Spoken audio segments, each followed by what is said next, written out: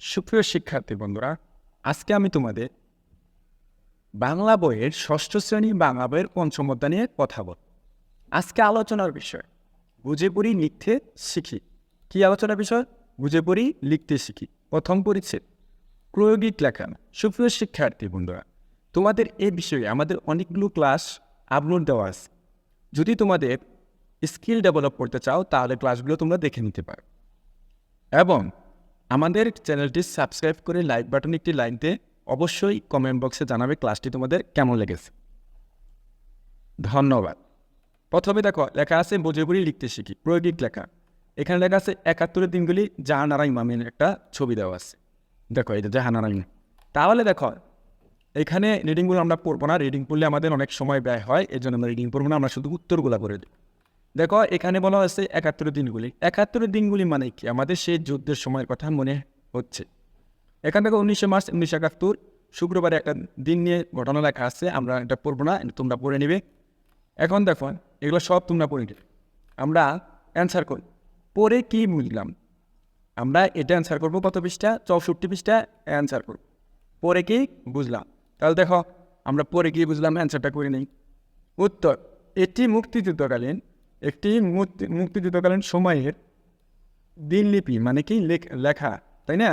এতে অবরুদ্ধ বাংলাদেশের ৩ দিনের ঘটনা লেখা হয়েছে। যেখানে কামরুল ইসলামের তৈরি স্টিকারের কথা আছে, তার পাশাপাশি আছে ছুটির দিনে বাড়ি ভর্তি মেহমানকে আপ্যায়ন করার কথা, আর আছে প্রতিরোধ দিবসে বাড়ির ছাদে পতাকা ওড়ানো এবং ঢাকা শহরে ঘুরে বেড়ানো। তাহলে আমরা এটি কোন বিষয় নিয়ে লেখা হয়েছে তার উত্তরটা পেয়ে গেছি, তোমরা লিখে নিতে পারি। লেখাটি কোন সময়ে ও কয় দিনের ঘটনা? দেখি আমরা। লেখাটি মুক্তিযুদ্ধকালীন সময়ে, দেখো লেখাটি মুক্তিযুদ্ধকালীন সময়ে এবং ৩ দিনের ঘটনা। তাহলে আমরা উত্তরটা পেয়ে গেছি, তোমরা লিখে নিতে পারো। লেখক কি কি কাজের উল্লেখ করেছে দেখা যাক। উত্তর: আলোচ্য রচনায় ৩ দিনের দিনলিপি পাওয়া যায়, যেখানে লেখক তার ছেলে রুমিকে, এখানে কি বলা হয়েছে, তার ছেলে রুমিকে তাদের গাড়ির কাছে এক একটি বাংলা অক্ষর এক একটি বাঙালির জীবন যত্ন সহকারে লাগান। সেদিনটি ছিল ১৯৭১ সালের ১৯শে মার্চ। ২২ মার্চ ১৯৭১ দিনটি ছিল সোমবার। ওই দিন অনেক মেহমান এসেছিল।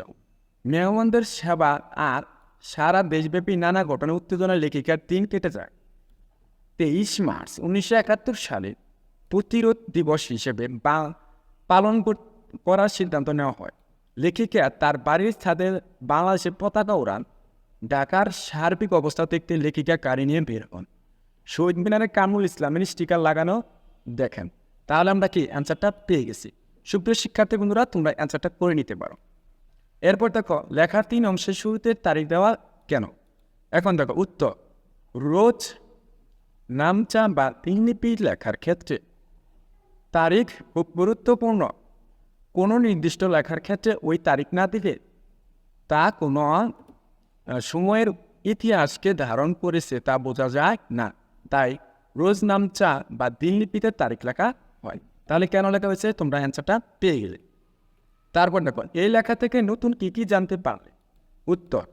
উত্তর: এই লেখা থেকে আমি মুক্তিযুদ্ধকালীন বাংলাদেশের অবস্থা খানিক জানতে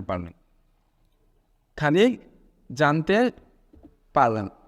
তৎকালীন সময়ে পটুয়া কামরুল ইসলাম এক একটি বাংলা অক্ষর এক একটি বাঙালির জীবনে স্টিকার তৈরি করেন, যা কি বলা হয়েছে, যা প্লাবনের মতো বাংলাদেশের কি হয়েছে,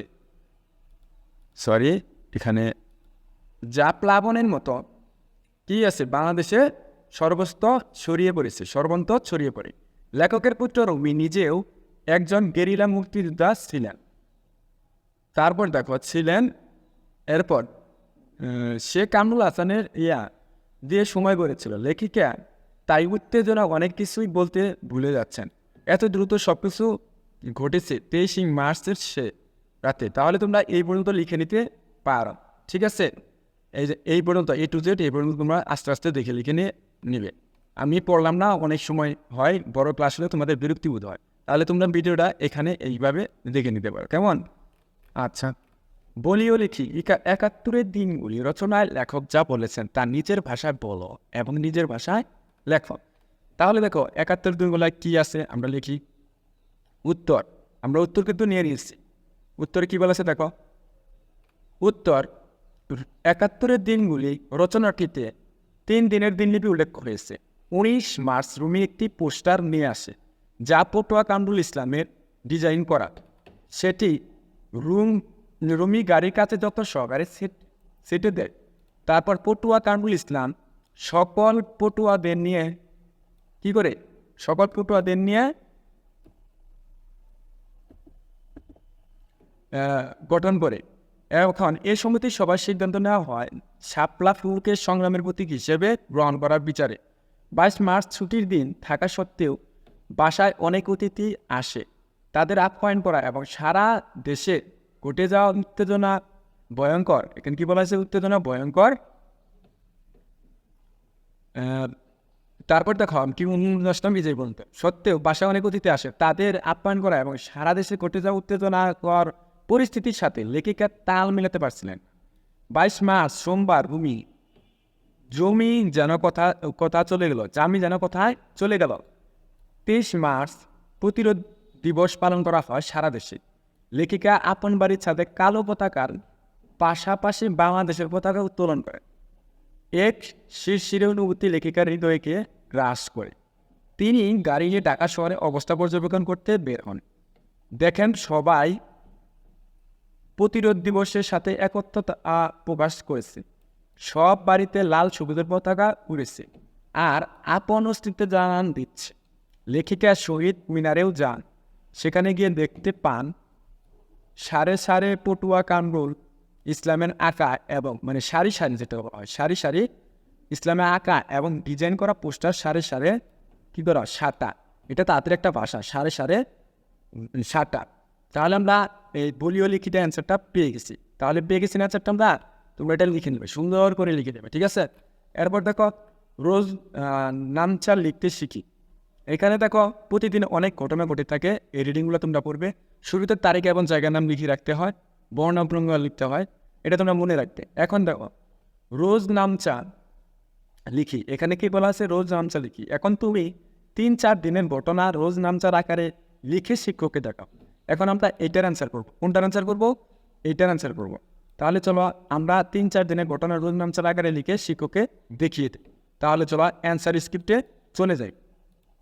চলে আসলাম রোজ নামচা লিখে। এখন তুমি 4 দিনের ঘটনা রোজ নামচা আকারে লিখে শিক্ষককে দেখাও। উত্তর, আমরা 3-4 দিনের রোজ নামচা নিম্নরূপ মানে করলাম আর কি। আচ্ছা, 12 জানুয়ারি 2023 বৃহস্পতিবার গন্ডারিয়া ঢাকা আজ ফজর নামাজ পড়ে রান্নাঘরে উঁকি দিলাম। বেশ শীত পড়েছে। নামাজ পড়তে যাওয়ার সময় দেখে গিয়েছিলাম। এখানে দেখো আমি তোমাদের দেখে দিচ্ছি, এটা তোমরা লিখে নেবে, ঠিক আছে। এই যে এখান থেকে তোমরা লিখে নেবে, এই যে তারপর এইটুক লিখবে, তারপর এইটুক লিখবে, এই পর্যন্তই শেষ করে দেবে, ঠিক আছে। তোমরা এই যে এই পর্যন্তই শেষ করে নেবে। এখন আমি পড়লে অনেক সময় ব্যয় হবে, ঠিক আছে। তোমরা এই পর্যন্ত শেষ করবে। আমি তাও একটু পড়ে দিচ্ছি। গন্ডারিয়া ঢাকা আজ ফজরের নামাজ পড়ে রান্নার ঘরে উঠিয়ে দিলাম। বেশ শীত পড়েছে। নামাজ করতে যাবার সময় গিয়েছিলাম মা চিতাই পিঠা বুঝছেন, তাই নামাজ পড়ে এসেই রান্না করে মা আমাকে ও বাবাকে গরম চিতাই পিঠা আর ঝোলা গুড় খেতে দিলেন। তোমরা অবশ্যই শীতের সময় ঝোলা গুড় দিয়ে খাও। তাহলে এই উত্তরটা তোমরা প্রথম থেকে এই শেষ পর্যন্ত লিখে নিতে পারো, ঠিক আছে। তাহলে এই পর্যন্ত তোমরা অ্যান্সার করবে, আমি দেখিয়ে দিচ্ছি। আবার আমরা মূল বই চলে আসি। তাহলে আমরা মূল বই চলে আসলাম, আমরা এই অ্যান্সারগুলো করে নিয়েছি। যদি তোমাদের ক্লাসটি ভালো লাগে অবশ্যই চ্যানেলটি সাবস্ক্রাইব করবে এবং আমাদের সাথেই থাকবে। ধন্যবাদ সবাইকে। কেননা তোমরা যদি আমাদের ক্লাসগুলো ভালোভাবে দেখো এবং উপভোগ করো অবশ্যই তোমাদের লাভ হবে। আজকে আমরা বুঝে বুঝি লিখতে শিখি প্রথম পরিচ্ছেদ 5ম অধ্যায়ের সম্পূর্ণ নিয়ে কথা বলেছি। আমরা আগামী ক্লাস 2য় পরিচ্ছেদ নিয়ে কথা বলবো। যেটা তোমাদের যদি ক্লাসটি ভালো লাগে অবশ্যই চ্যানেলটি সাবস্ক্রাইব করে আমাদের সাথেই থাকবে, ঠিক আছে।